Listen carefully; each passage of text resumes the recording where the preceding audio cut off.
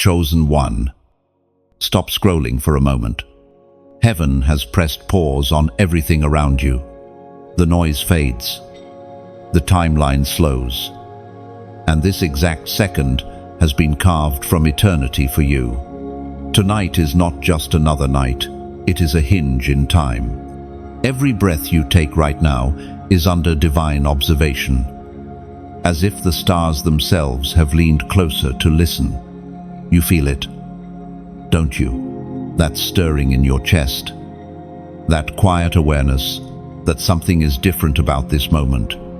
It's because heaven has called your name. Not yesterday. Not next week, tonight. This is the turning point that the last 10 years were preparing you for. You've walked through seasons where silence was your only teacher. You prayed and nothing moved. You waited while others advanced.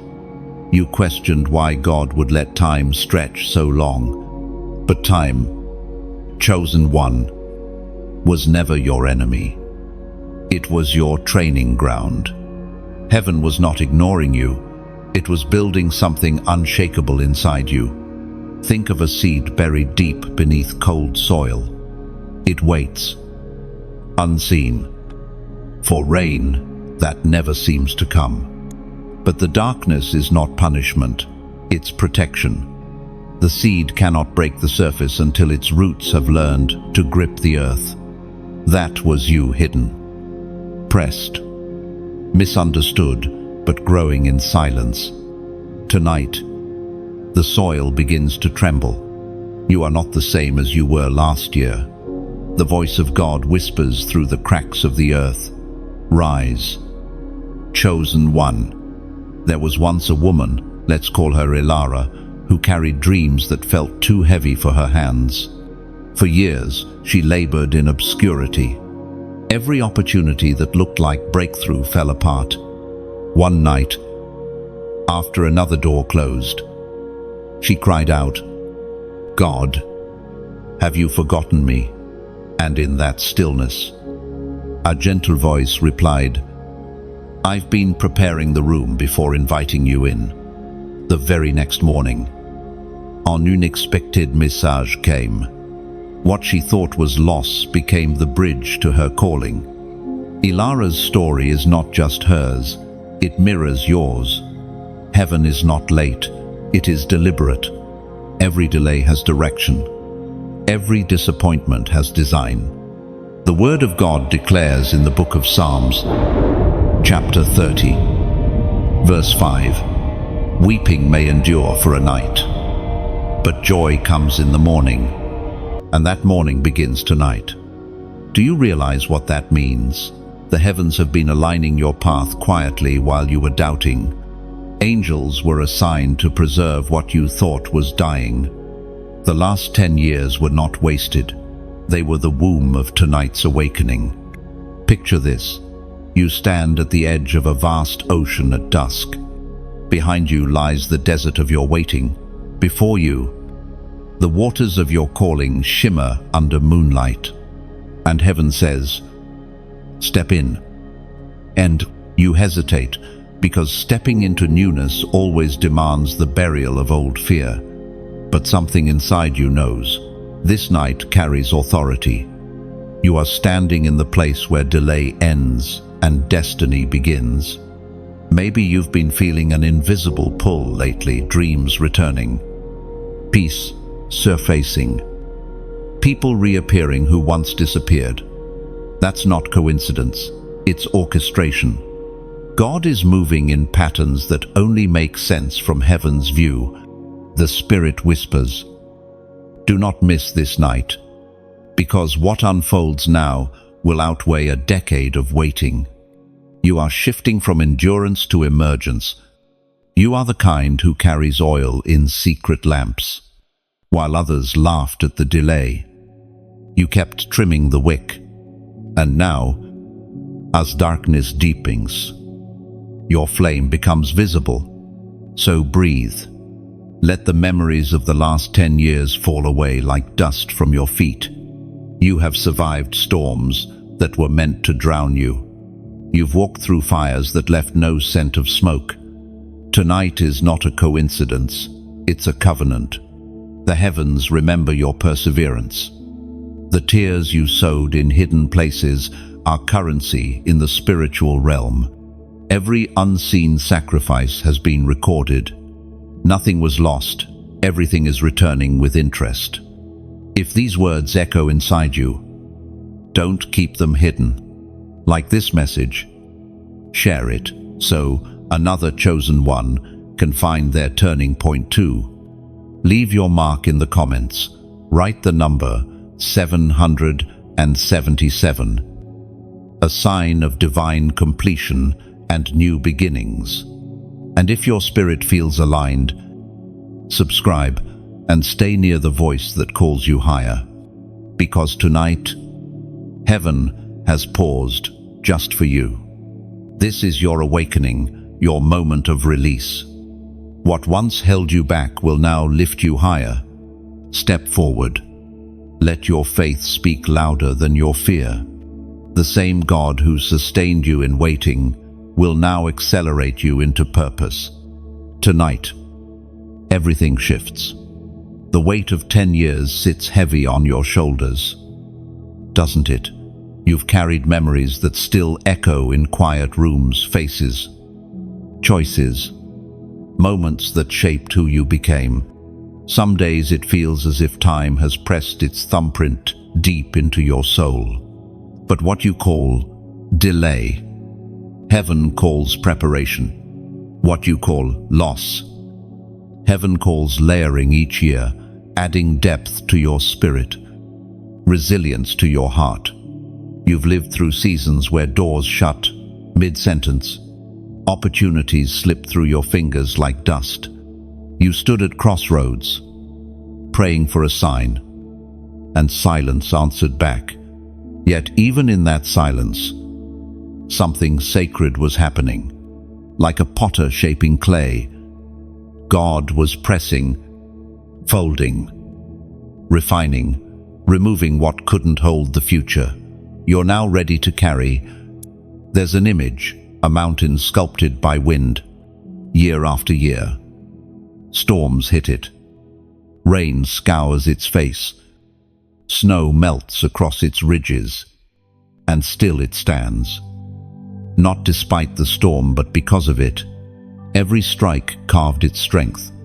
You, too, have been carved by weather that others couldn't endure. I remember a man named Darren, a quiet soul who once dreamed of leading worship. He had the gift, the fire, but not the patience. When doors didn't open, he drifted into bitterness, thinking the calling had expired. Years later, when life had humbled him, another invitation came. This time, his voice carried weight, not just sound, but substance born of suffering. When he sang again, heaven leaned close. The crowd wept, not because of talent, but because of testimony. That is what 10 years can do, turn talent into anointing. You see, chosen one, there are two kinds of waiting, the waiting that wastes and the waiting that works. The first numbs you, the second molds you. You haven't been wasting time, you've been worked by time. Heaven has been aligning people, places, and purposes that couldn't exist until now. Think of a clockmaker building a masterpiece. Every cog, every spring must align precisely, or the entire mechanism fails. That's how God has treated your life. The delay wasn't negligence, it was precision. And perhaps the hardest part of this divine equation was that you couldn't see progress. The timeline of heaven rarely posts updates. There were no notifications when God removed danger you never saw. No announcements when He positioned help you haven't yet met. But behind the scenes, the author was editing the story so it could end in glory. As written in the book of Isaiah, chapter 60, verse 22, When the time is right, I, the Lord, will make it happen swiftly. You thought your waiting was proof of distance, but it was proof of design. God waited until every loose thread was tied, every lesson understood, every distraction silenced. He knows how much strength delay can produce, and he refuses to let you enter promise with untested faith. You might recall moments when you wanted to give up completely, nights when you looked at the ceiling and whispered, "I can't do this anymore." Yet somehow you kept breathing, kept waking up, kept showing up. That persistence wasn't random, it was heaven's fingerprint on your endurance. Every sunrise you survived was another verse written in your redemption. Your scars are not shame, they are signatures of survival. Each one tells a story. Here you were broken, and here you were rebuilt. The years you call empty are actually sacred space where God introduced you to your own strength. Imagine a forest after wildfire. At first, it looks ruined, ashes everywhere. Silence thick, but beneath the soil, seeds crack open. In a few months, green pushes through grey. Life, reborn through loss. That's the pattern of your past decade. If you could see from heaven's perspective, you'd realize that nothing has been wasted. Every betrayal pruned you. Every closed door redirected you. Every disappointment dismantled something that couldn't survive your next level. Even the seasons you called punishment were preservation. God saw dangers in detours you begged for. He loved you enough to say no. And now, the pattern shifts. The years that looked like retreat are revealed as runway. The takeoff begins not with noise, but with quiet certainty. You will recognize it not by what changes around you, but by what awakens within you, a deep calm, a knowing that the chapter is turning. Do not resent the weight of the past. It forged the authority of your present. Those who rush through time never learn what patience can teach. You have learned endurance, humility, discernment, the currency of spiritual maturity.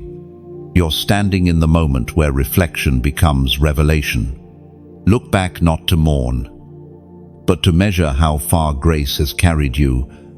The decade that bruised you also baptized you. You are not behind schedule, you are right on time, heaven's time. There's a moment, chosen one, when the silence you've been living in begins to hum with revelation. It's not noise, it's recognition. The whisper in the dark has been there all along. But tonight, you finally hear it. That subtle nudge, that pull in your spirit that won't let you rest. It's the voice of God breaking through the static of your thoughts. You remember the nights when you wondered if your prayers even reached heaven, when every word felt like it vanished into the air, unanswered. But silence does not mean absence. God's quiet was never rejection, it was orchestration. The whisper that once felt distant is now echoing near. Think of standing in a cave, hearing your own voice return. It takes a moment before the echo finds you, but it always does. Heaven works the same way. You spoke in faith years ago, and the echo of that prayer is returning tonight multiplied, matured, ready to manifest. There was once a man named Kian, whose dream was buried under disappointment. For years he chased approval, waiting for someone to validate what God had already confirmed. Then, one night, overwhelmed by failure, he sat in the dark and whispered, "If you still want me, speak." And for the first time in years, the silence spoke back, not in thunder, but in peace. A scripture came to his mind, one he hadn't read in years. He knew it wasn't imagination, it was instruction. Scripture says in the Gospel of John, chapter 10, verse 27, "My sheep hear my voice, and I know them, and they follow me." End quote. That's what's happening to you now. You're hearing the familiar tone of the shepherd calling you out of confusion, out of numbness, out of noise. You are being summoned to clarity. The whisper of God rarely shouts. It requires stillness. That's why distractions have been increasing lately. The enemy knows that if you grow quiet enough, you'll start recognizing heaven's frequency. The war has never been about noise. It's been about focus. Your spirit has become like an instrument being tuned. Every disappointment tightened a string.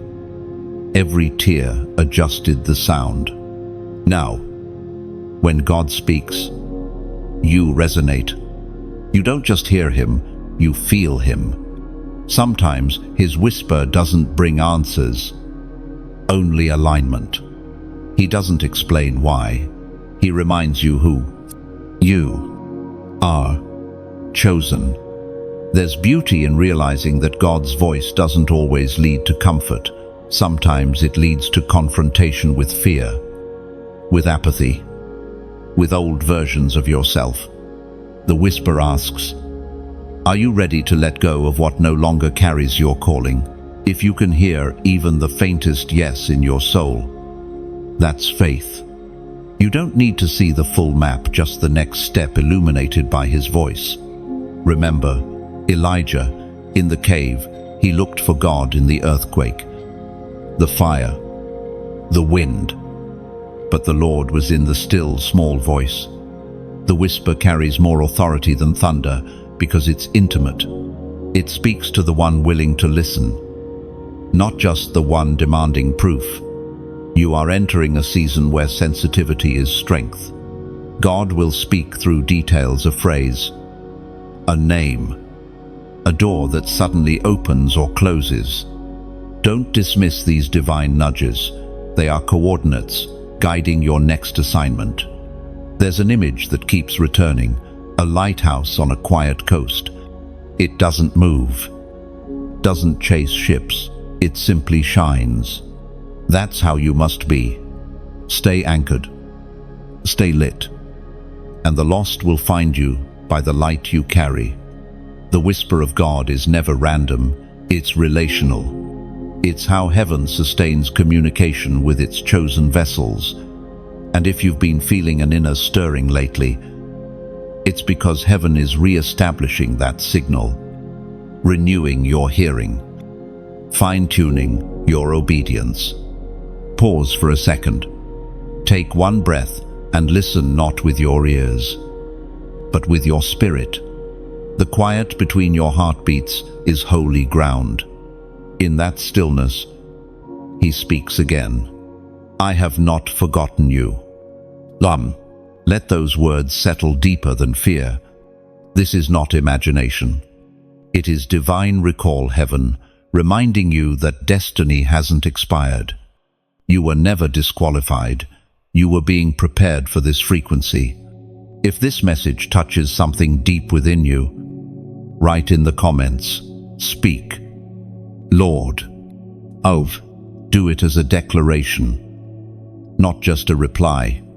When you type those two words, you're saying, my ears are open. I am ready to listen again. It's your soul answering heaven's call. Your ears are being anointed for clarity. The whisper that once felt faint will grow louder in coming days, not because God shouts, but because your spirit is finally still enough to listen. This is the season where silence becomes your sanctuary. The shepherd is near. Stay quiet enough to follow. The enemy's greatest weapon has never been destruction. It has always been distraction. Not the loud, obvious kind, but the subtle drift of focus that happens, one compromise, one worry, one scrolling session at a time. You don't notice it until suddenly. You're tired but haven't built, busy but haven't grown, surrounded but still lonely. Darkness never needed to defeat you, it only needed to dilute you, to scatter your strength across too many things until you forgot the single purpose heaven placed within you. That's why your last season felt so chaotic, not because God was silent, but because noise was everywhere. You see, the enemy doesn't always attack by force, he attacks by fatigue. He sends confusion disguised as options, comparison masquerading as inspiration, and distractions wrapped in good intentions. You start chasing things that look like purpose but have no presence. That's how destinies drift. There's a quiet story about a man named Elior. He was gifted, brilliant, full of potential. But every time he got close to breakthrough, someone pulled his focus. A new opportunity, a relationship, a fear of missing out. He told himself he was multitasking for the kingdom, but slowly, his passion thinned out like watered-down wine. Then one night, sitting alone, he realized he hadn't heard God clearly in months. The noise had won, but grace found him again, not through rebuke, but through stillness. When Elior stopped striving, when he returned to the last instruction God gave him and obeyed it quietly, clarity returned. The same voice that once felt far became near again. He learned that heaven speaks loudest when the heart is least divided. That's what this season has been teaching you.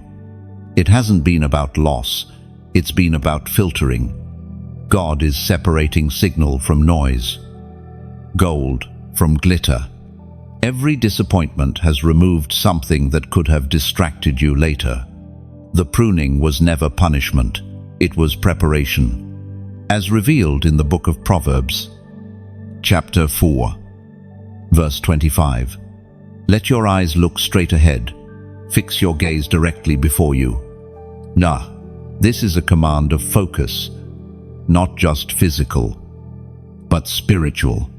To look ahead means to stop replaying the old wounds that drain your strength.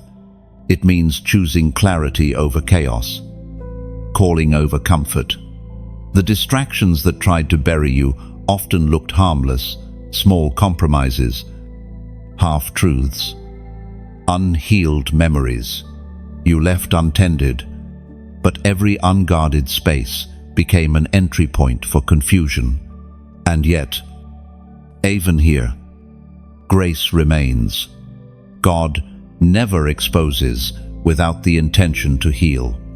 You may not realize it, but your awareness of distraction is already evidence of deliverance.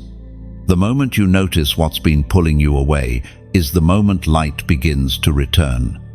Awareness is heaven's first whisper of freedom. Think of a compass that's been near a magnet for too long. Its needle shakes, confused, pointing in every direction. But remove the interference, and suddenly, it steadies north again. That's what's happening in your spirit. Heaven is realigning your internal compass. You're remembering where home is, where your focus belongs. Every season of confusion has secretly been a classroom for discernment. You've learned to distinguish counterfeit peace from real presence, noise from voice, attraction from assignment. That's wisdom forged through warfare. Do you see it now? Every distraction was training your discernment. The very battles that tried to break you became the schooling that sharpened you. You no longer chase approval, because you've learned peace is a more accurate confirmation than applause. You no longer need constant validation, because purpose itself has become your anchor.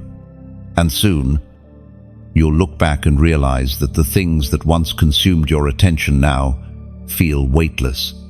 The pull is gone because your priorities have shifted from earth to eternity.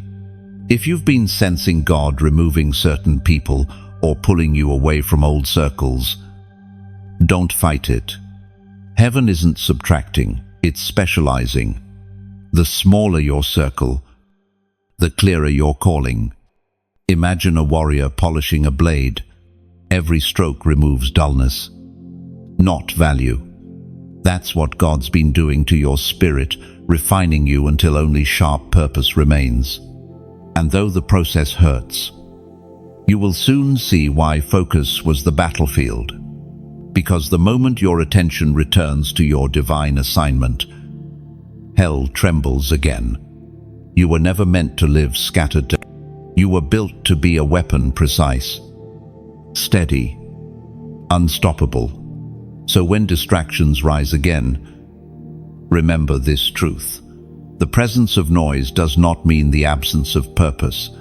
Stay still enough to hear what matters. Heaven is not asking you to do more, it's asking you to see clearer. You were watched over, more carefully than you'll ever know. There were nights when danger brushed close, but never touched. Times when you were one decision away from collapse. Yet somehow, peace found you.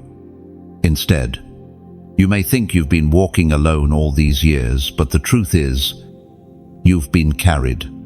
Every near miss, every delay, every lucky break wasn't coincidence, it was covering. Heaven's hand was over you in ways you didn't see. There were prayers you never prayed that still got answered. Because someone else whispered your name before the throne. You've been kept, chosen one, preserved for this very moment. When you look back, can you see it? The moments that didn't make sense but now feel divine. The job that ended before it ruined your peace. The friendship that fell apart before it trapped your purpose. Protection often looks like loss at first. There was a young woman named Lyra who once felt abandoned by God. Everything she depended on was taken in a single season. Her job, her home, her circle. She thought heaven had turned its back. But in that wilderness, she discovered a kind of safety she'd never known before. Every closed door became a shield. Every detour became direction. She learned that being kept sometimes means being hidden. It is written in the book of Psalms, chapter 91, verse 4, "He will cover you with his feathers, and under his wings you will find refuge." And that's what's been happening to you all along. You've been under divine wings, even in moments of danger, even in confusion. God's hand was steady above your head, shielding, not punishing, guiding, not abandoning. Sometimes protection means exposure, God letting truth surface before it could destroy you. Other times, protection means silence, God withholding what you wanted because it wasn't ready to bless you yet. His no was never rejection, it was redirection. Think of yourself as a fragile flame in a strong wind. Every gust that tried to blow you out, heaven cupped its hands around you. That's why you're still here, still burning, because grace refused to let you go dark. And tonight, as you hear these words, you're realizing how many invisible rescues shaped your journey. Not luck, not chance, mercy. Mercy that intercepted accidents. Mercy that redirected wrong turns. Mercy that walked you home every time you strayed too far. Now, take a breath. Let gratitude rise slowly, like dawn breaking over your memories. You are not just alive, you are preserved for purpose. The very fact that you can hear this now means the plan still stands. Maybe this is the moment to give thanks, not in grand gestures, but in still acknowledgement. A quiet, "Thank you," whispered into the air. Heaven hears those two words more clearly than any song. And if you feel that deep sense of gratitude stirring, don't ignore it. Let it move you into reflection, into generosity, into alignment. Sometimes, gratitude is like a river. It needs a place to flow. When it's released, it multiplies. When it's hoarded, it grows stagnant. That's why acts of kindness, of giving, of sharing, no matter how small, carry power. They allow what's divine to keep circulating. If this message has spoken to your heart, if you've felt comforted or reminded of God's protection, I want you to know this: your support keeps these words flowing to others who need them just as you once did.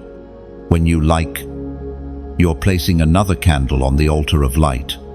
When you share, you're letting that flame travel farther, finding hearts that still sit in shadow.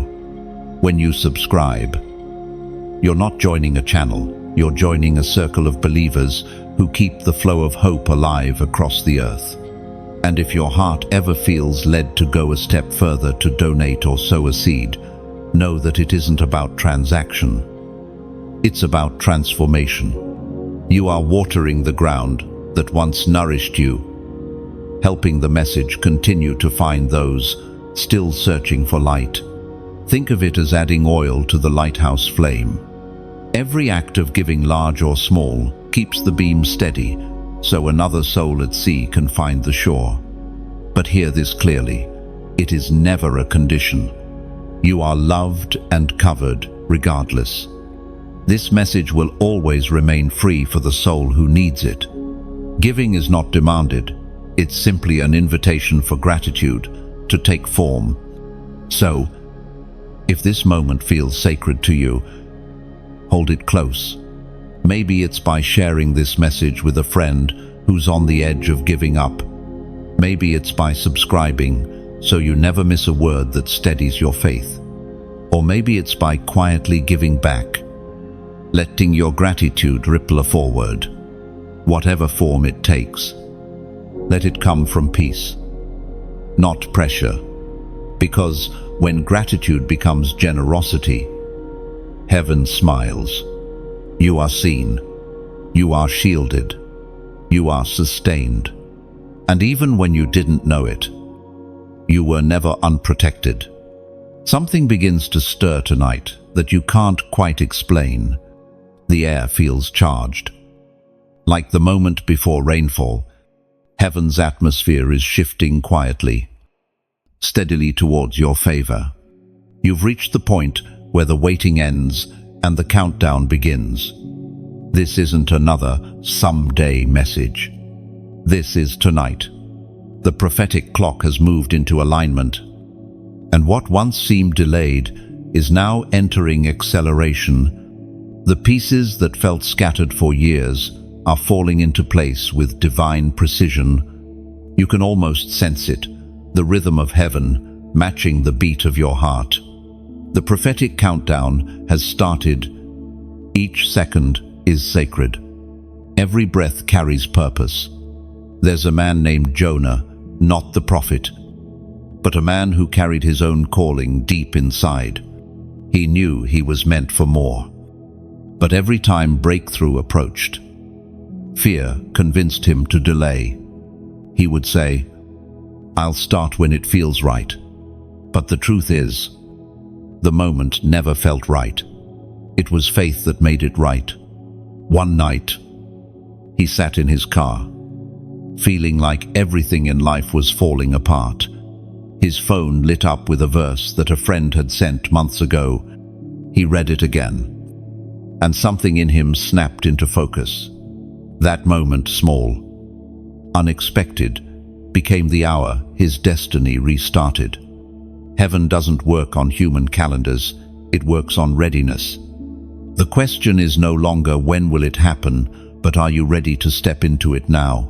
As written in the book of Habakkuk, chapter 2, verse 3. For the vision is yet for an appointed time, though it delay. Wait for it, it will surely come. It will not tarry.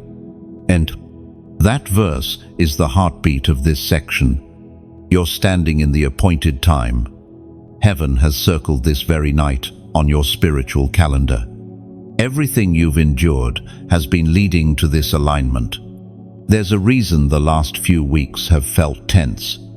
Heaven always tightens before release, just like the sky darkens before it rains. You've been feeling that stretch, that pressure, because birth is near. The prophetic countdown is not punishment, it's promise about to manifest.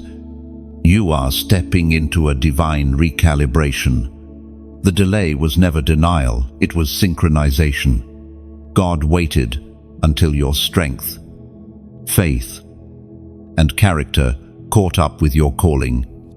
You are ready now in ways you couldn't have been before. Think of a rocket before launch. It looks still, but the entire vessel is trembling under contained power. Countdown isn't waiting, it's activation. Every system checks in. Every wire hums with purpose. You've been feeling that same inner tension. It's not anxiety, it's ignition. And as this countdown begins, heaven whispers a single word: alignment. What was fragmented will fuse. What was suspended will be released.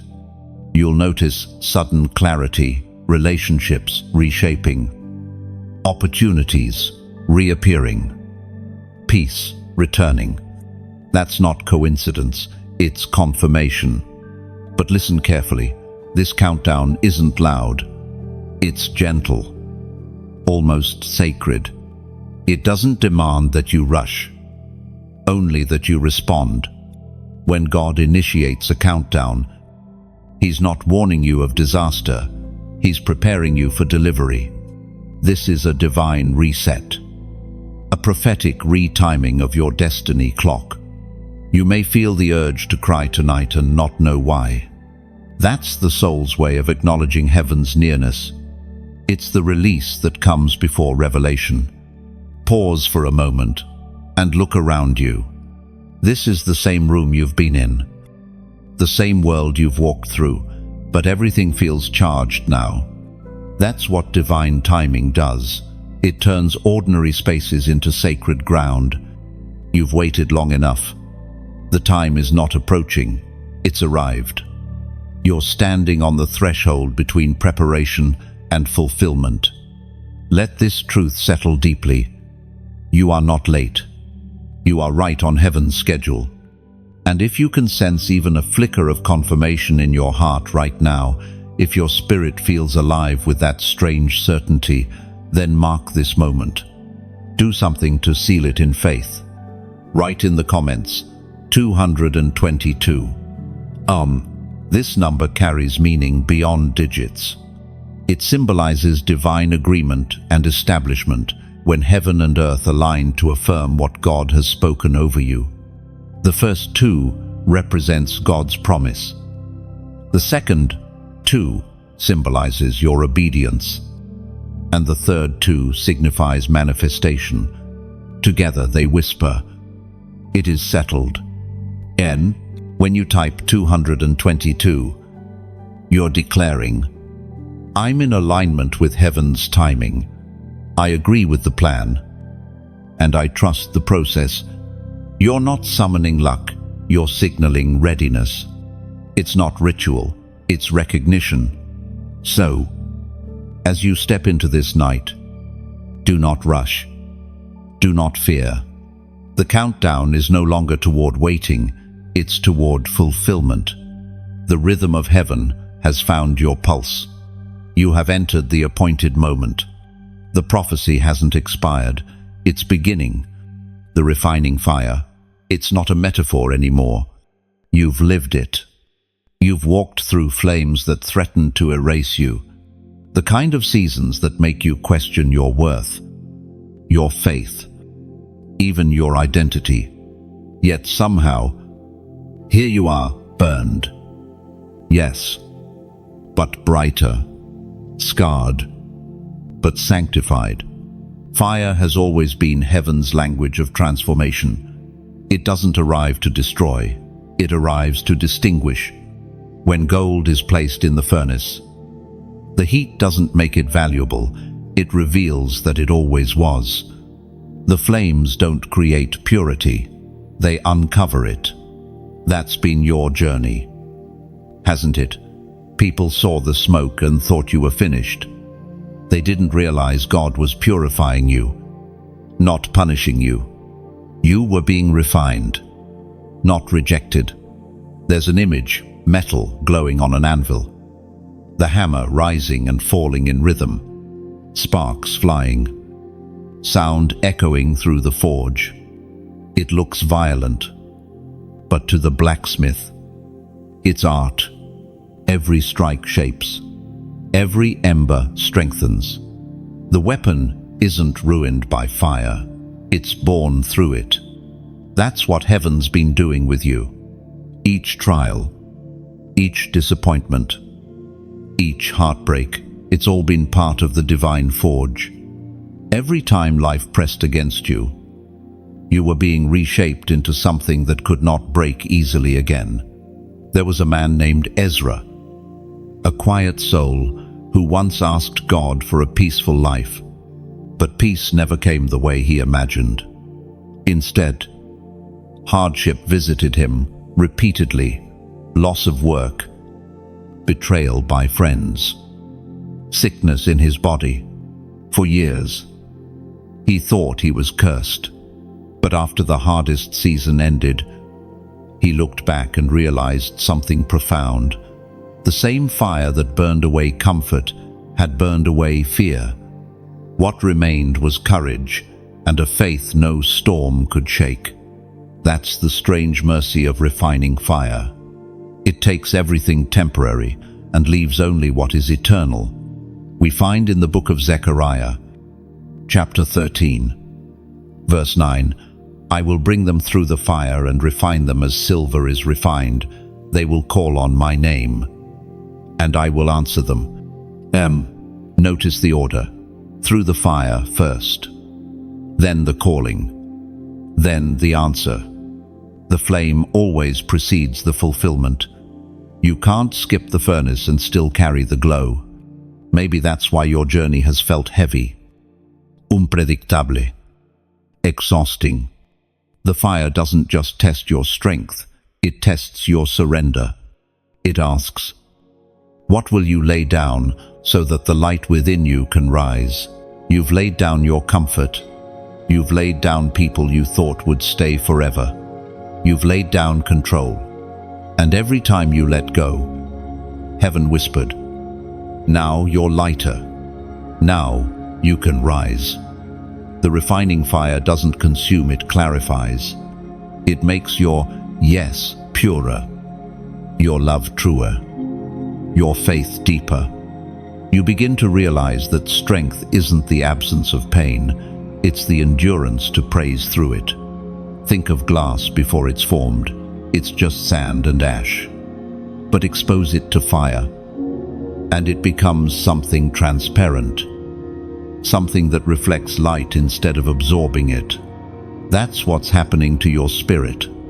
God is transforming the roughness of your past into something radiant and clear. It hurts. Yes, refinement always does. But pain is often the language heaven uses to prove that transformation is real. If it didn't matter, it wouldn't hurt.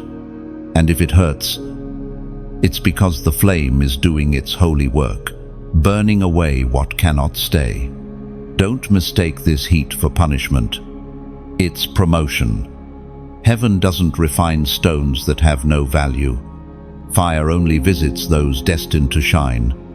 In these last few months, you may have noticed how certain things suddenly fell apart. Plans, routines, even dreams. But look closely. Each loss made space for authenticity. Each ending peeled back another layer of self-reliance, revealing the light of dependence on God. When gold emerges from the furnace, it's never angry at the flame. It's grateful for the clarity.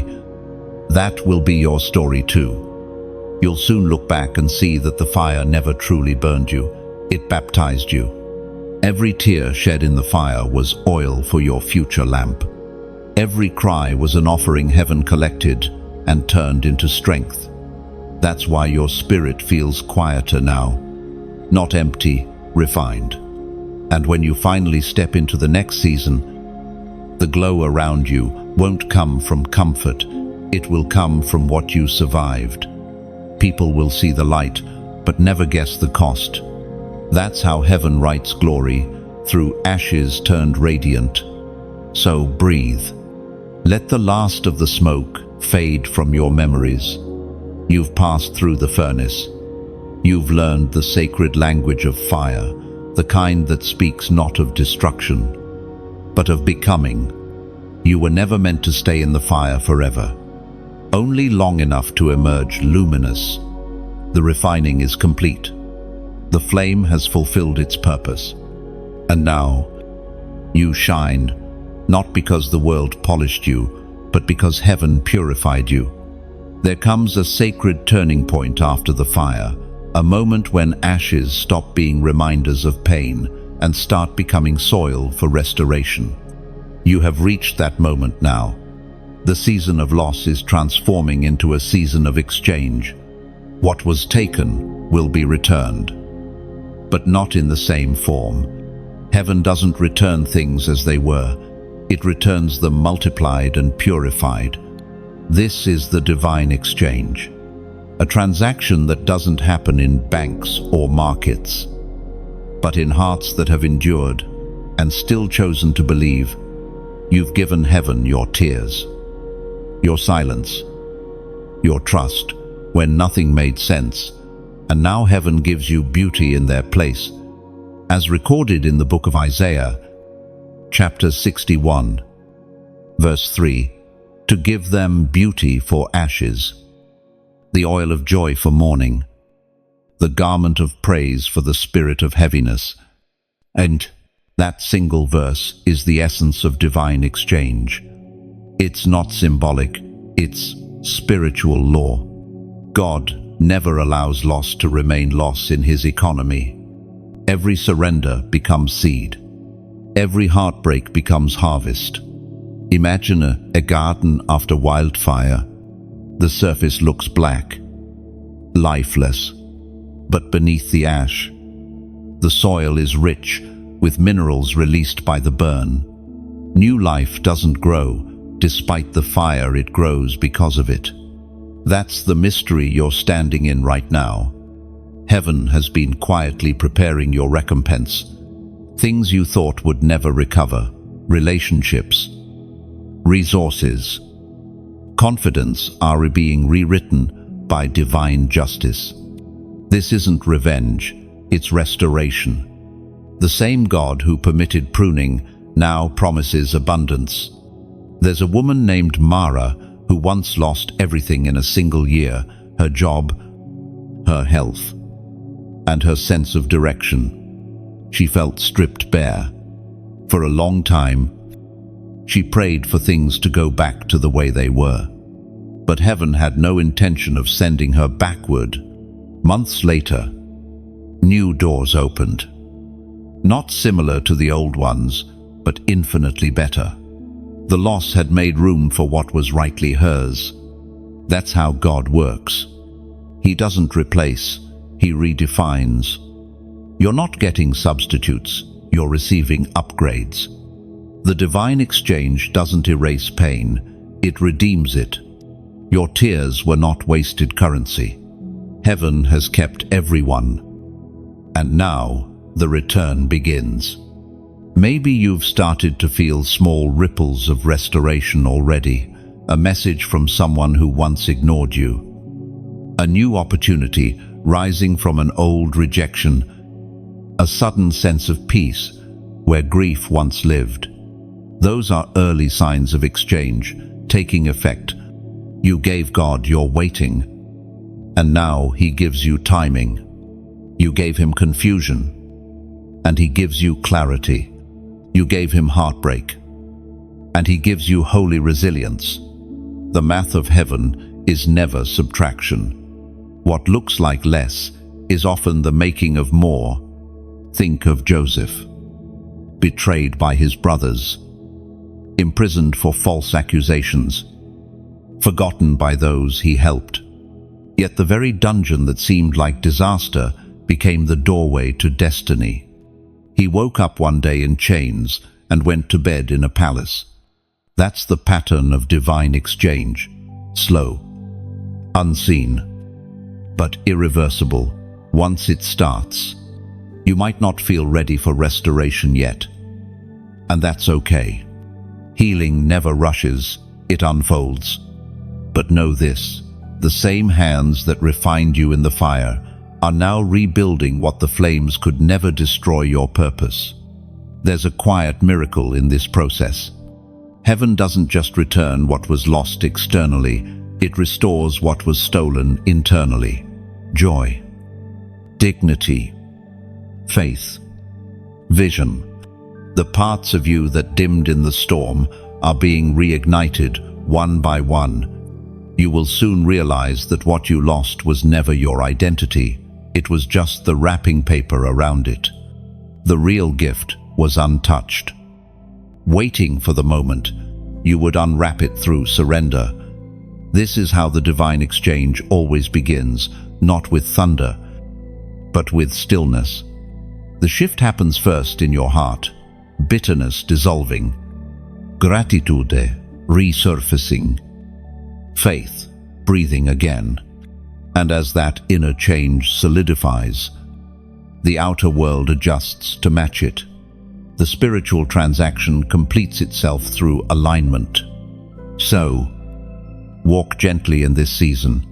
Don't rush to rebuild. Let heaven redesign. What's forming now is not restoration of the old, but revelation of the new. Every day ahead carries evidence that heaven keeps perfect accounts. Nothing owed remains unpaid. Nothing endured remains unseen. You've given much. You've lost much. And because of that, your return will be weighty. Not in possessions, but in peace.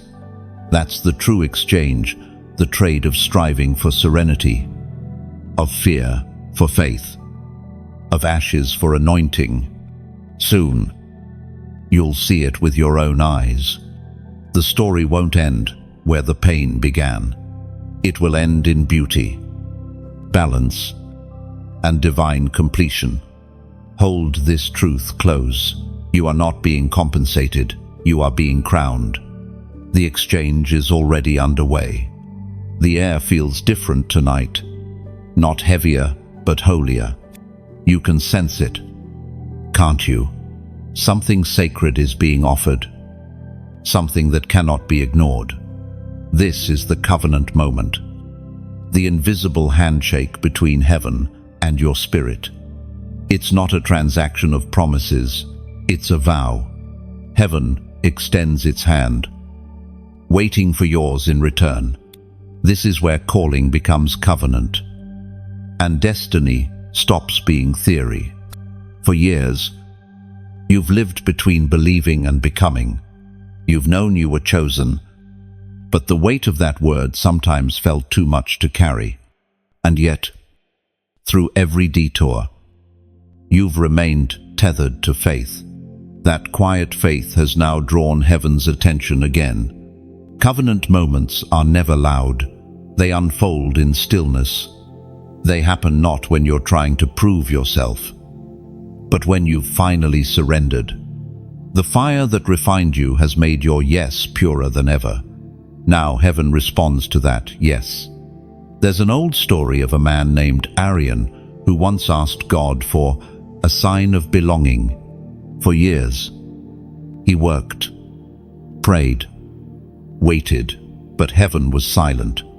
Then one night, while he was simply helping someone who had nothing to give back, he felt it, a deep peace that made no sense. It wasn't a voice, but a knowing. From that night on, everything changed. Not because of a miracle outside him, but a covenant awakened within him. That's what's happening to you now. Heaven isn't just visiting, it's partnering. The apostle reminds us in his second letter to the Corinthians, chapter 1, verse 20. For all the promises of God in him are yes, and in him amen, to the glory of God through us. That verse is the sound of covenant language. Yes, from heaven. Amen, from you. It's not about perfection, it's about partnership. You give God your agreement, and he releases his assurance. A covenant is not merely belief, it's belonging. It's the understanding that your story is not being written alone. Heaven holds the pen. When a person truly steps into covenant, their desires start to align with divine design. You stop chasing what isn't yours and start attracting what was always meant to find you. You no longer need to convince, you simply carry. This moment is not a contract written in ink, but a vow sealed in spirit. It's the quiet alignment between your heart and his will. The kind of bond that cannot be undone by disappointment or delay. Do you remember how many times you almost gave up? The nights you said, God, if you're still with me, show me. This is the answer, not through thunder or sign, but through peace that no storm can imitate. Covenant doesn't demand performance. It invites intimacy. God is not asking for perfection. He's asking for presence. Your willingness to stay, even when you don't understand, is proof of your faithfulness. And heaven always meets faithfulness with favor. There's an image I want you to hold. A key fitting perfectly into a lock. For years, you've been holding that key, wondering where it belonged. Tonight, the door finally clicks open. That's what covenant feels like. Recognition. You realize you were never locked out. You were simply waiting for the right door. In this covenant, you don't have to chase, you just have to align. The blessings you once ran after will now begin to recognize you. Favor follows faithfulness like shadow follows light. The stillness around you right now isn't empty. It's full of divine signatures. Heaven is signing your story again. What you are feeling in this very moment is agreement. This is the moment to anchor it, not with fear, but with faith. A simple response is all that's needed to seal it. If your spirit recognizes this alignment, if something inside you says, yes, this is for me, then write these words below.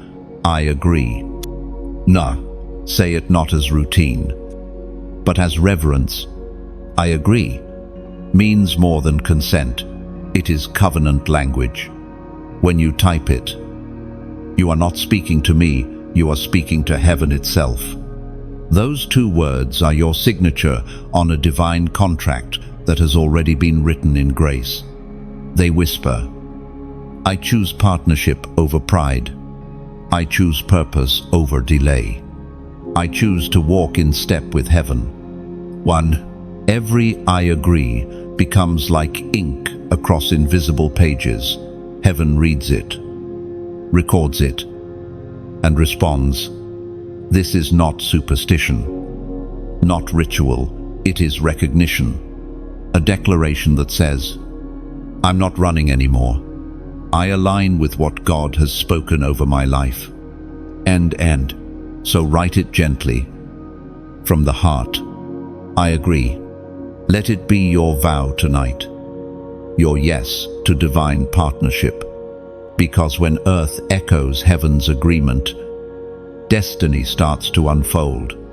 From this moment onward, you will notice subtle shifts, peace where there was pressure, purpose where there was confusion. That's what covenant always brings: alignment, assurance, and authority. You are no longer just chosen, you are committed. Heaven has heard your "I agree." The covenant is sealed. You carry the flame now. What began as a spark of survival has become a steady fire of purpose. The battles that once threatened to bury you have instead baptized you in light. Everywhere you go, that light moves with you quietly, powerfully, unmistakably. This is what it means to be chosen, not to shine because life is easy, but to burn because you've known the dark. Your glow is evidence that grace has touched you. You might not realize it, but people notice the shift. Your presence feels different. You no longer walk like someone uncertain. You move like someone sent. The same way a candle lights another without losing its flame. You are now passing hope forward just by being who you've become. As written in the book of Matthew, chapter 5, verse 40, "You are the light of the world. A city set on a hill cannot be hidden." That's not poetry, it's prophecy. You are no longer hiding, you are being revealed. The world doesn't need more perfection, it needs authenticity wrapped in grace. The way you've carried your faith through struggle, that's what makes your light credible. You've been through storms, and yet you speak peace. You've faced loss, and still you love deeply. That's ministry without a microphone. There's an image I want you to hold. A single torch carried through fog. Its glow may not chase away all darkness, but it keeps the path visible for whoever walks behind you. That's your role now, not to remove every shadow, but to keep hope visible. And in this quiet mission, you've also been given a sacred responsibility to help keep the light alive. Every message, every story, every word that reaches someone's heart is part of that same torch being passed. If this light has ever reached you, if something in these words has reignited your hope when you felt unseen or tired, then know this: you are part of the circle that keeps the flame burning. When you like this message, it's as if you're placing another log on the fire. When you share it, you're letting that warmth reach someone still shivering in silence.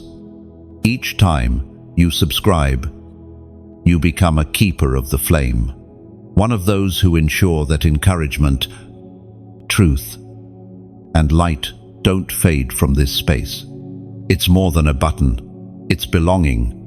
And if your heart ever feels stirred to do something more to help this flame burn brighter, then consider what it means to donate, to solve, to contribute in whatever way peace leads you.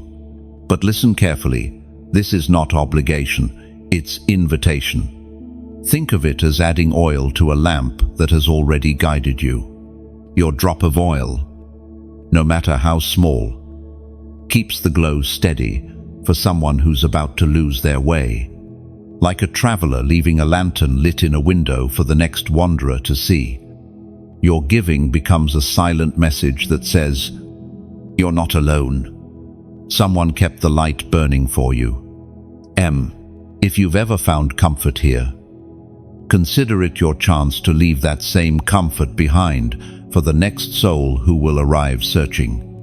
And even if all you can give tonight is your presence, your listening, your quiet amen whispered under your breath, that too is light. Support isn't measured only in currency, it's measured in care, in attention, in faith shared. Every small act adds to the brightness. Together, they form a constellation of kindness that heaven can see. You might never know the faces your light reaches, but heaven keeps record of every flicker. You've become part of something living, a movement of light that travels farther than you realize. Every heart that beats stronger because of hope you helped sustain becomes another torch in the night. So let gratitude guide you, not guilt. Let your giving, whether a like, a share, a subscription, or a donation be your way of saying, "Thank you, God, for trusting me with light." And when you do it gently. Do it because you believe in what this fire represents: restoration, renewal, remembrance. Because, in truth, every time you give, in any form, you are echoing the same rhythm heaven has used since the beginning of creation. Light shared never lessens, it multiplies. The flame you carry now is not just yours. It belongs to all who will one day see, because you kept it burning. So keep shining, keep giving warmth, keep lighting the way. For as long as your light burns, someone will always find their way home. The shaking always comes before the shift. That's how heaven works. Before the dawn, the ground quivers. Before elevation, foundations tremble. It's not a warning of collapse, it's the sound of repositioning. You've felt it lately, haven't you? The unease that has no clear reason, the tension that rises without explanation. It's not anxiety, it's alignment. Heaven is shaking what can be shaken, so that what is eternal will remain. When your world starts to tremble, it doesn't mean you're falling apart. It means something stable is being built underneath you. God never allows shaking without purpose. He shakes loose what no longer fits, what no longer strengthens, what no longer carries destiny. You may not see it yet, but the tremors in your life are a signal that something solid is coming. The old structure cannot hold the new strength. According to the book of Hebrews, chapter 12, verse 27, the words once more indicate the removing of what can be shaken, that is, created things, so that what cannot be shaken may remain. That verse carries truth that stretches through centuries. Everything temporary must move when eternity arrives. Every false support, every fear-built pillar, every self-made certainty must shift when God begins his reconstruction. Think of an earthquake, not as destruction, but as excavation. The ground splits, and what was buried begins to surface. Old roots are exposed, so new growth can take their place. That's what God is doing in you, exposing the roots, the fears, the hidden structures that once kept you stable, but now keep you stuck. It's disorienting. Yes, shaking always is. But stillness was never the goal. Strength was. There's a man named Theo who once built his life on order. Everything planned. Everything controlled. When things went wrong, he prayed for calm. Instead, God sent shaking. His business failed. His plans unraveled. His confidence cracked. For a time, he thought it was punishment. But in the rubble, he found something he never had before, peace that didn't depend on predictability. The ground under him had changed, but the foundation in him had been made firm. That's the paradox of divine shaking. It destroys what's unstable but deepens what's eternal. The shift that follows is quiet, almost invisible at first, like tectonic plates settling after a quake. You'll notice small signs, people reappearing, doors reopening, peace returning. That's heaven rearranging your landscape. And though the shaking feels like chaos, it's actually choreography. Each movement of uncertainty is timed perfectly with divine rhythm. God is not improvising, he's orchestrating. Think of a tree in the middle of a storm. The wind bends it, threatens to break it. But when the storm passes, The tree's roots have gone deeper. The shaking doesn't weaken, it fortifies. The same storm that strips its leaves strengthens its hold on the soil. That's what's happening in you. The shaking isn't punishment, it's proof of purpose. God only shakes what He intends to use. Maybe you've been praying for peace, but heaven has been answering with pressure, because peace that hasn't been tested won't last. The pressure teaches you how to stand still while the world moves around you. And here's the truth few people tell you. The shift never feels holy while it's happening. It feels messy, loud, confusing. But later, when you look back, you'll see how every crack became a channel for grace. Sometimes, what you call losing balance is really learning surrender. You are being trained to trust stability that isn't built on circumstances. The ground under your feet may be trembling, but the hands holding your future are unshakable. Every great transition in Scripture began with shaking Moses before the sea parted, Paul before his vision cleared.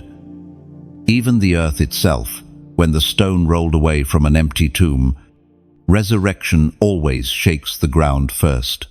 You are not being undone, you are being repositioned. The places where you once stood are too small for the weight of your next season. And soon, the shaking will slow, the dust will settle. What remains will be unmovable faith refined, purpose restored, identity anchored. When you look back on this season, you will realize that what was lost was never meant to stay, and what stayed could never be lost. There's beauty in that kind of stability, the kind built from storms. So, when you feel the tremor again, don't panic. Pause. Listen. The shaking is speaking. It says, something solid is being set in place. Let the ground move, if it must. Let what's fragile fall away. You will not collapse, you are being constructed. And when the shaking finally stops, you'll stand taller, stronger, steadier, not because life became calmer, but because your soul found its foundation. That is the shift. That is the gift hidden in the quake. There's a sacred stillness that comes after the shaking, a quiet unlike any other. It's not the silence of emptiness, but of completion. You begin to see with new eyes, to hear differently, to feel the nearness of heaven in simple things, the sound of your own breath, the weight of peace resting on your chest. This is the moment when heaven calls you to stand apart. You've spent years blending in, minimizing your light to make others comfortable. But those days are ending. Heaven has marked you for distinction. This next chapter won't allow you to shrink into old versions of yourself. The calling on your life has outgrown the space of imitation. Being chosen has always meant being different. And difference can feel like loneliness until purpose appears. You weren't designed to follow every crowd or echo every voice. You were designed to stand out not with pride, but with purity. There was once a woman named Selah who struggled with this truth. She wanted to belong so badly that she silenced her own convictions just to stay accepted. Every time she ignored her inner prompting, her peace dimmed a little more. Then, one day, she read a verse that changed her life forever. The Spirit spoke through the prophet Jeremiah. Chapter 1, verse 5. Before I formed you in the womb, I knew you before you were born. I set you apart. And those words pierced her heart. She realized that her separation was never rejection, it was direction. Being set apart didn't mean she was unloved. It meant she was entrusted. That's what's happening to you. The loneliness you've felt was never absence, it was insulation. God has been protecting the seed of purpose from the contamination of imitation. Heaven separates before it elevates. The isolation wasn't a punishment, it was preparation for visibility. When oil is poured, it doesn't fall on everyone, it finds the one who's ready to carry it. You may have noticed that lately. Certain people have drifted away. Certain environments feel uncomfortable.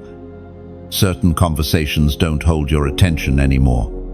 That's not a coincidence, it's confirmation. Heaven is narrowing your circle so that your clarity can widen. There's an image that captures this. A sculptor chiseling a block of marble. Every strike seems like loss. But with each chip, the true form emerges. That's what God has been doing with your life, removing what hides the masterpiece. To stand apart doesn't mean to be above others. It means to stand aligned with heaven's rhythm, heaven's pace, heaven's purpose. You are being repositioned for revelation. The crowd won't understand it. And that's okay. They weren't called to.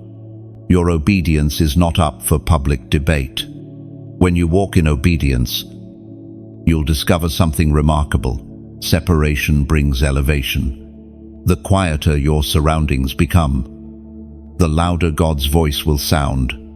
This is why heaven is drawing a line of distinction around you, not to isolate, but to identify. You are not everyone's assignment. You're heaven's ambassador, sent to move differently, speak differently, live differently. But this calling requires courage. The courage to walk away from the familiar, to say no to what once felt safe, to trust that standing apart is the only way to step ahead. The world may call it isolation, but heaven calls it consecration. You are being set apart for divine use, like a vessel reserved for sacred purpose. The time has come to stop apologizing for your difference. Stop trying to dim your discernment. Stop hiding your holiness just to seem relatable. The light in you was never meant to blend. It was meant to guide. You are the candle that refuses to flicker when the wind rises. You are the star that stays visible long after others fade. The distinction you carry isn't arrogance, it's assignment. And if something in your spirit stirs as you read these words, if you sense heaven tugging, asking you to step fully into who you are, then mark this moment. Let it be written in faith. Write in the comments, 555. Allu. This number symbolizes grace, multiplied the triple confirmation of divine change and transformation. When you type 555, you're saying, I accept the shift. I embrace being set apart. I walk boldly into what heaven has prepared. 1. You're not typing for visibility, you're typing for victory. It's a seal, a spiritual acknowledgement that you understand. Being chosen means being called away before being sent out. So don't fear the distance that separation brings. In that space, heaven does its best work. In that silence, your next assignment is born. You've been hidden long enough. Now, heaven is ready to reveal you not to the crowd, but to your calling. You can always tell when breakthrough is near. The air gets heavier, time feels slower, and opposition seems to rise from every direction. That's not coincidence, it's confirmation. Warfare always intensifies at the gate of destiny. The enemy cannot stop what God has ordained, but he can try to distract, delay, or discourage you from stepping through. Every chosen one must learn this pattern. The closer you get to the threshold of change, the louder resistance becomes. But hear this truth. Spiritual warfare is not a sign that you are losing. It's proof that you are advancing. The enemy never fights what isn't threatening. Think of it like a soldier nearing the border of victory. The resistance doubles, not because he's retreating, but because he's crossing into occupied territory. You are crossing into your promised ground. And the opposition you feel is the echo of that crossing. You've been trained for this long before the battle began. Every delay you faced was an unannounced lesson in endurance. Every heartbreak taught you discernment. Every failure sharpened your awareness of what truly matters. You are not weak, you are weaponized. There's an ancient rhythm in spiritual conflict. The testing always comes before the triumph. Even Christ faced temptation before stepping fully into his mission. So when your peace feels under attack, when your confidence begins to flicker, remember, heaven doesn't allow warfare without a reason. You are being strengthened for what's on the other side. As written in the book of Ephesians, chapter 6, verse 13, "Therefore put on the full armor of God, so that when the day of evil comes, you may be able to stand your ground." Notice it says, stand your ground. Not fight endlessly, not run away. Just stand. Because victory doesn't always look like movement. Sometimes it looks like endurance. The one who remains unmoved becomes the strongest presence on the battlefield. There's a man named Cale whose story mirrors this truth. When everything in his life began falling apart, he thought he had failed God. He lost his job, his relationship, and even his sense of belonging. Yet, each morning, he woke up and said one quiet prayer, "I'm still here." He didn't realize that simple act of faith was warfare in its purest form. Months later, every area of his life began to rebuild, not because he fought harder, but because he refused to surrender. That's the hidden secret of warfare. Standing is sometimes the greatest victory. When you keep showing up, when you refuse to lose hope, darkness loses authority. The enemy's strategy has always been psychological: confuse your identity, make you doubt your progress, exhaust your patience. But those tactics no longer work on a heart that's rooted in revelation. Once you understand who you are and whose you are, deception loses its power. Think of an eagle in a storm. Other birds scatter for shelter, but the eagle spreads its wings wider. It doesn't fight the wind, it uses the very storm meant to destroy it to rise higher. That's you in this season. The warfare that was designed to break you is actually providing the lift you need to soar. And yes, the battle is real. There will be moments when you feel the weight pressing on your chest, when fear whispers that maybe you've missed your moment. But that's when you remind yourself of what's true. You've already been marked by victory. You are not fighting for it. You are fighting from it. The outcome is already written. The war is just catching up to the decree. Sometimes, the fiercest warfare happens in the mind. Old thoughts return. Self-doubt revisits. Memories try to haunt. But peace is not the absence of conflict. It's the mastery of focus. The battle ends the moment you stop feeding what's trying to weaken you. You've been armed not just with strength, but with strategy. The light within you terrifies darkness. Not because of your volume, but because of your authority. The enemy remembers what you sometimes forget, that you are a child of eternity, carrying the same spirit that calms storms. So stand. Don't shout. Don't rush. Just stand. Breathe in the awareness that the war is not endless. It is purposeful. Every wave of resistance is proof that your next level is near. When the gates finally open, and they will, you'll realize that the warfare was never about stopping you. It was about shaping you into someone who could handle what's coming next. Victory has always been your inheritance. Now, it's becoming your experience. The crown doesn't arrive in a moment. It forms through every unseen act of faithfulness. Before glory ever touches your head, humility must first rest on your shoulders. The crown of the overcomer isn't made of gold and jewels. It's forged from endurance, obedience, and quiet victories that no one applauded. You've worn many invisible crowns already, crowns of survival, of patience, of prayer whispered through tears. Heaven saw everyone. And now, in this new season, you stand at the threshold where invisible honor becomes visible testimony. You didn't get here by accident. Every scar on your soul is a symbol of divine craftsmanship.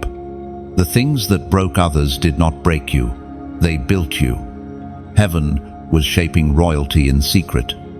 The weight you carried wasn't punishment. It was preparation for the crown, according to what is revealed in the book of James, chapter 1, verse 12.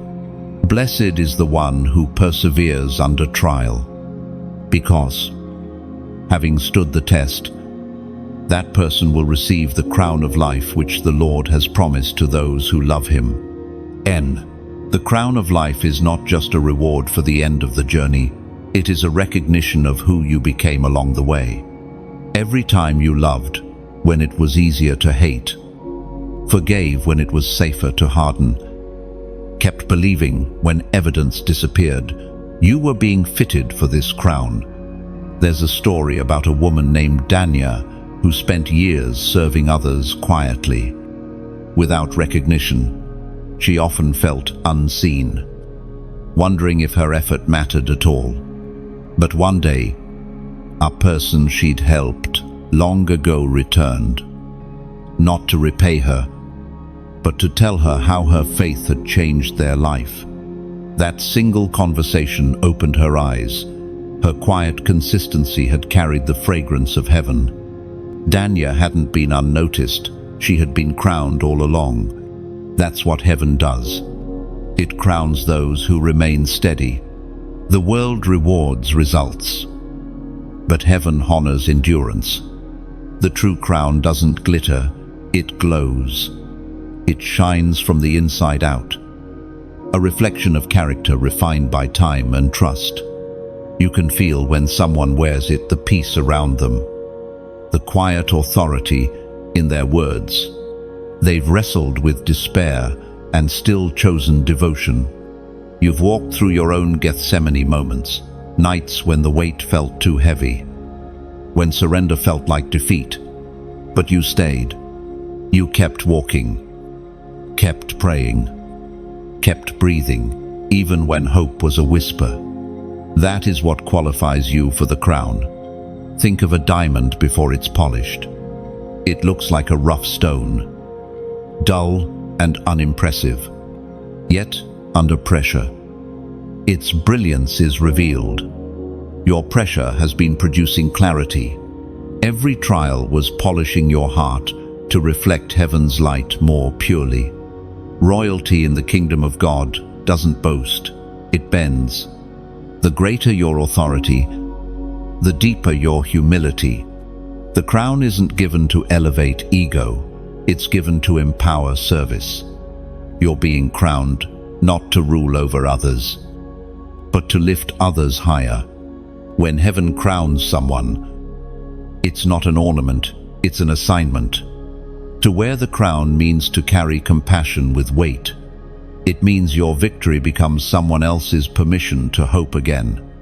You may not see it, but right now, angels are recording the story of your perseverance. Every act of kindness that went unnoticed, every decision to stay faithful, every time you stood in the gap for someone who didn't even thank you, it all counts. It all builds into this moment. Soon, others will begin to notice something radiant about you. They might not be able to describe it, but they'll feel it. That's not coincidence, it's coronation. The light of endurance has finally made its way outward, and when people ask how you kept standing, you'll tell them the truth. It wasn't me, it was grace, wearing me until I grew strong enough to wear it back. That's the language of the crowned ones. They never forget the fire that refined their gold. The crown isn't a symbol of superiority, it's a signal of surrender. It represents a life that said yes, even when it hurt. A heart that chose to keep shining when everything around dimmed. So walk with quiet confidence. You don't need to announce it. Heaven already has. The weight on your head now is not burden, it's blessing. You are stepping into a visible demonstration of all the invisible victories that came before. And though the world may not yet recognize it, heaven does. The record is written, the crown is placed, and your story stands as living proof that endurance is never wasted. You are crowned, not because you never fell, but because you refused to stay down. That is the testimony of every overcomer across the earth. Something unseen is stirring, a quiet awakening of hearts that were once weary but are beginning to beat in rhythm again. You are not alone in this calling. There are others, scattered like stars across nations, carrying the same flame, the same echo in their souls. This is the gathering of the chosen. You've probably felt it, a strange connection with people you've never met. A sense that someone somewhere is walking through the same valley, facing the same test, hearing the same whisper from heaven. That's because destiny is never solitary. It's a symphony. Every chosen one carries a note. And when those notes rise together, heaven hears harmony. For years, you've carried your light quietly, wondering if anyone else saw what you saw, felt what you felt. But the time of isolation is ending. The torches are finding one another, across borders and time zones. The scattered sparks are converging into one great flame. As written in the book of Malachi, chapter 3, verse 16. Then those who feared the Lord spoke with one another, and the Lord listened and heard them. A scroll of remembrance was written in his presence. This is that moment. The gathering has begun not through noise or crowds, but through recognition. Spirit calls to spirit. Light recognizes light. You may never see all their faces, but you'll feel their presence in quiet ways, a comment that comforts you, a message that arrives right when you need it, a stranger's kindness that feels familiar. That's how heaven builds community, through divine coincidences that aren't coincidences at all. You are part of something sacred, something global, yet deeply personal. It's the movement of those who refused to give up, who kept believing when belief felt costly. When you like these messages, you aren't just pressing a button, you're placing another log on the fire. A silent signal that says, the flame still lives here. Oh, when you share, you lift that flame higher, letting its warmth reach a soul who has forgotten what light feels like. When you subscribe, it's not just a digital act, it's a spiritual agreement. A way of saying, keep the fire coming. I'll help carry it. And if your heart ever feels stirred to donate or contribute, let it be from gratitude, not duty. Picture a single drop of oil falling into a lamp. The more oil it holds, the longer it burns. Every act of giving, small or large, adds endurance to this light so it can travel farther.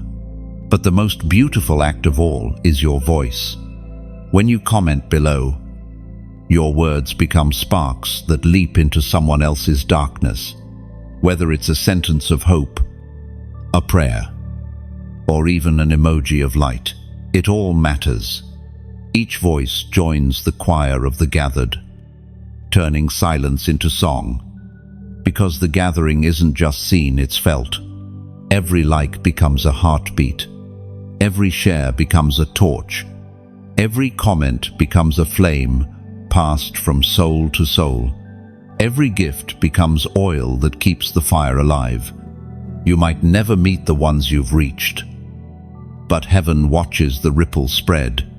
The community you're part of is not built on algorithms, it's built on alignment.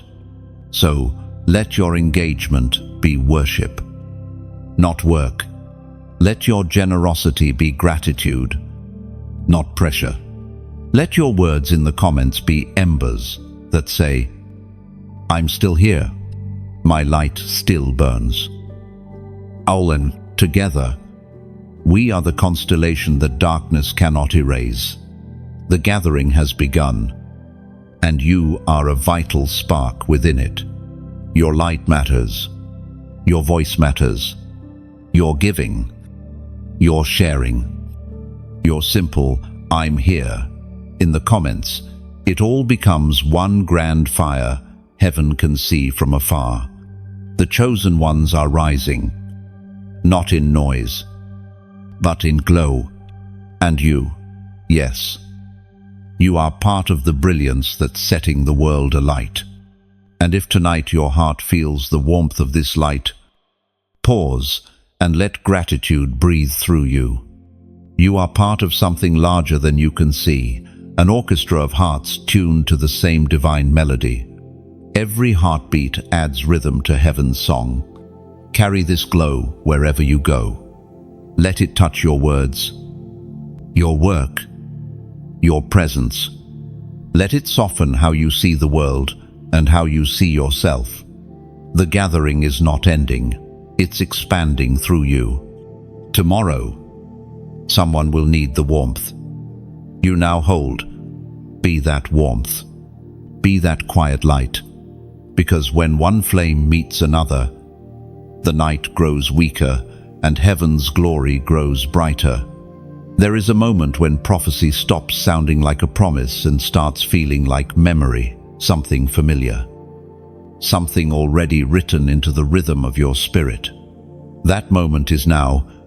You are walking inside the fulfillment of things that once felt distant. The air itself feels lighter, clearer, as if even creation recognizes that something long awaited has arrived. This is what it means for prophecy to be fulfilled in you. It's not a thunderous event. It's quiet alignment. It's the subtle realization that everything that once felt delayed was simply finding its appointed hour. You've waited through seasons of silence, through valleys of uncertainty, through nights that tested your conviction. But prophecy is patient. It waits until the listener becomes the living proof. You were never waiting on the word to happen. The word was waiting on you to mature into its weight. The ancient words recorded in the book of Joshua, chapter 21, verse 45 say, "Not one of all the Lord's good promises to Israel failed. Everyone was fulfilled." That verse doesn't belong only to history. It belongs to you. Heaven's promises have a perfect record. Not one word spoken over your life will return void. Some were delayed by mercy, not denial. God wasn't ignoring you. He was protecting you from receiving what you weren't ready to hold.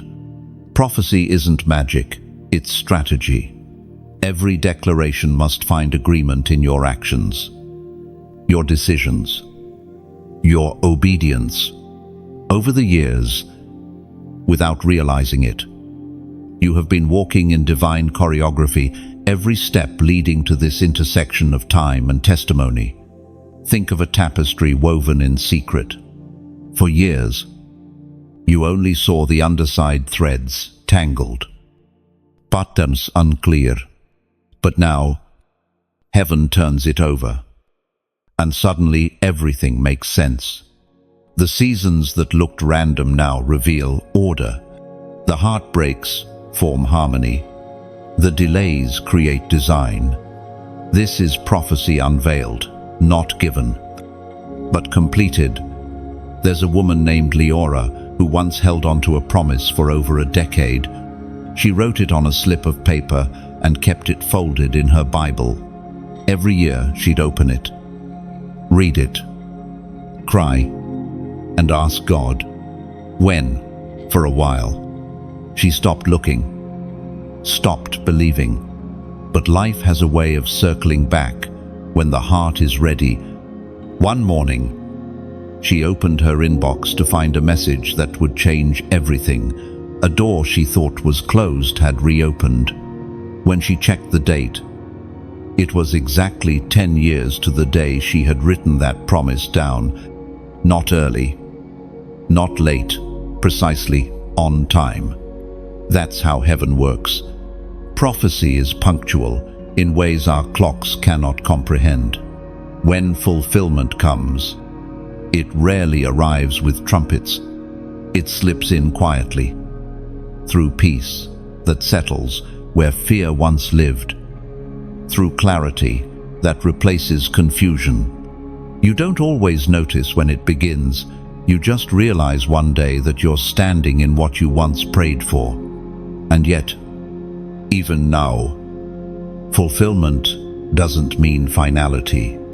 It's not the end, it's the beginning of another unfolding. Every prophecy fulfilled becomes the foundation for a new one. Heaven's timeline is layered, circular, infinite. What was once your waiting place becomes someone else's inspiration point. Look around you now. The very ground that once bore the weight of your tears is becoming the soil for laughter. The relationships that broke you are birthing wisdom. The seasons that humbled you are producing authority. Everything has come full circle. You are no longer holding on to promises. You are walking as one. The evidence is in your peace, your maturity, your ability to stand without striving. Think of a sunrise. It doesn't announce itself, it simply arrives, scattering shadow until light feels inevitable. That's what fulfillment feels like. You're not reaching anymore, you're resting. You're not chasing the word, you're carrying it. And the beauty of it all is that prophecy fulfilled doesn't make you proud, it makes you grateful. Gratitude becomes your new language. You begin to thank God not just for the blessings that came, but for the pruning that made space for them. You understand now that delays were divine protection, that detours were direction, that silence was strategy. Nothing was wasted. Everything served its purpose. Fulfillment feels different from excitement. It's quieter, deeper, stronger. It's the calm knowing that heaven keeps perfect promises. You no longer ask if you begin to ask, what next? Because prophecy never ends with you. It moves through you. You become a vessel of fulfilled words. A living testimony that what God starts, He finishes. And perhaps that's the greatest fulfillment of all, not just receiving what was promised, but becoming what was spoken. You are the prophecy. Walking. The air is still, but not empty. It hums with quiet authority, the way the atmosphere feels before something sacred settles. This is the midnight seal, the moment when heaven's decree closes over your life like wax pressed onto parchment. Everything that needed to break has broken. Everything that needed to be born has begun. You can feel the difference. Even if you can't explain it, time no longer feels like a weight pressing against you.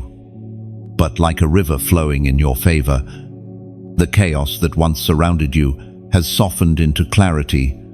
You are no longer in transition, you are in establishment. The seal represents finality, but not of endings of security. It's heaven's mark of confirmation, declaring, "This one is mine." When a king sealed a decree in ancient times, it meant the matter was settled, unchangeable. That's what this midnight moment means for you. The word spoken over your life has passed through fire, through storm, through silence, and now it stands unshakable. As proclaimed in the book of Revelation, chapter 3, verse 8, Z, I have placed before you an open door that no one can shut. This is that door, not a door of opportunity, but of ordination. You are stepping into a sealed season, guarded, graced, and guided. Nothing that was meant for you can be stolen. Nothing that was delayed can be denied. You've walked a long road to reach this threshold.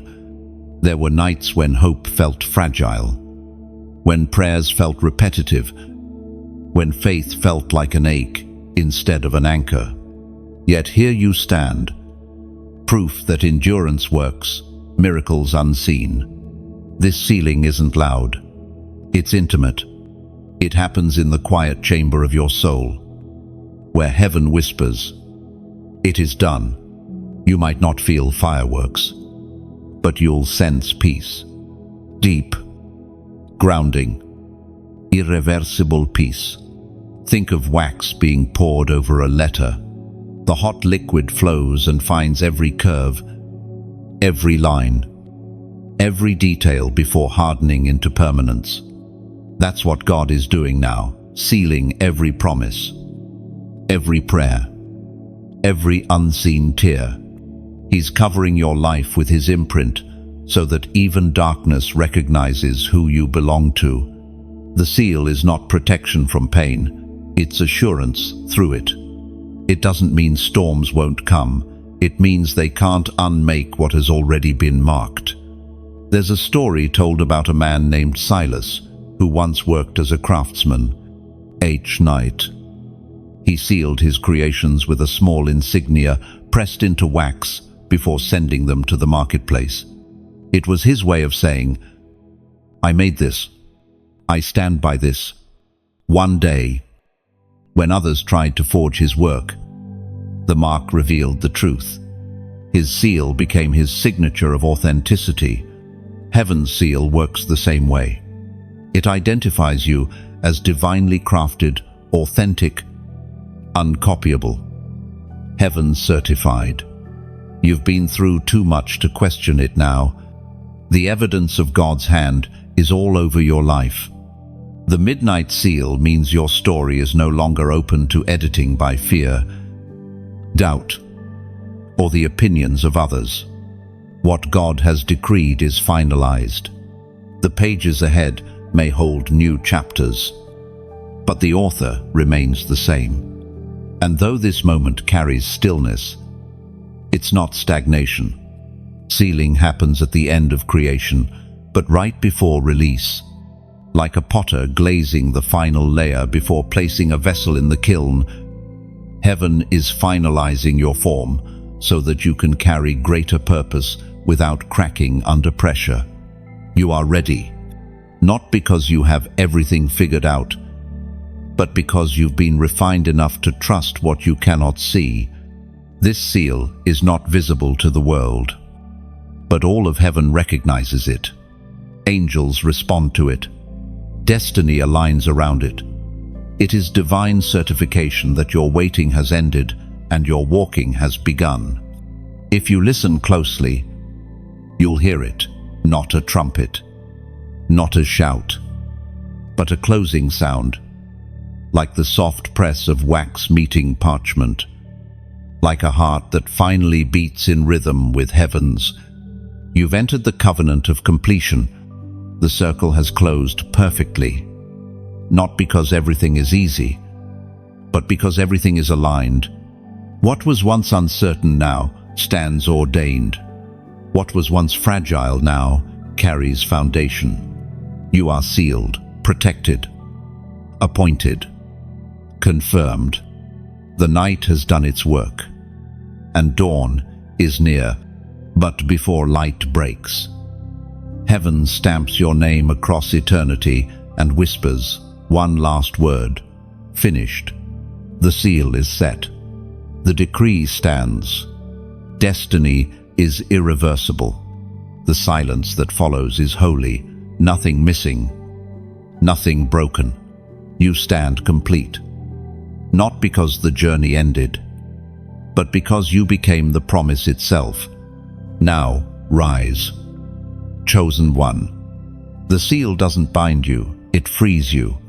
Go forward with the calm of completion and the quiet strength of one heaven has already confirmed. And now, as the final word settles, let your heart stay soft. You've walked through revelation, through fire, through fulfillment. You've stood where heaven spoke and discovered what it means to be truly chosen. But this isn't the end of your story, it's the beginning of your becoming.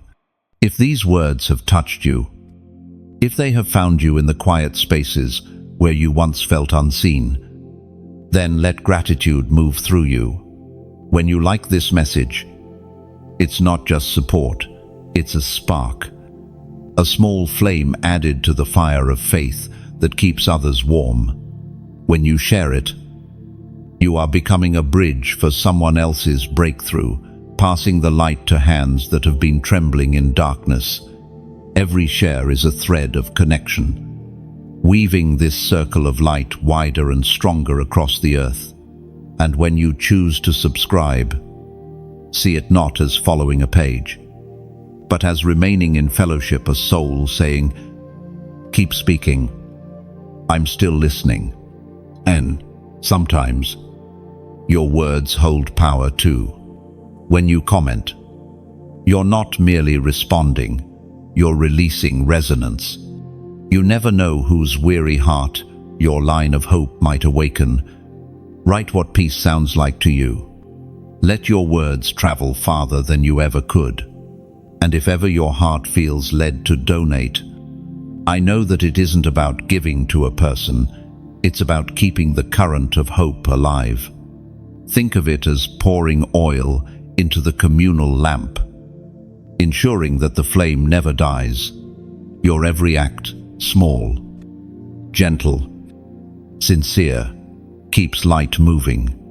Together, we are building not a channel, but a sanctuary of faith, one spark at a time. The message continues, because the light now lives in you.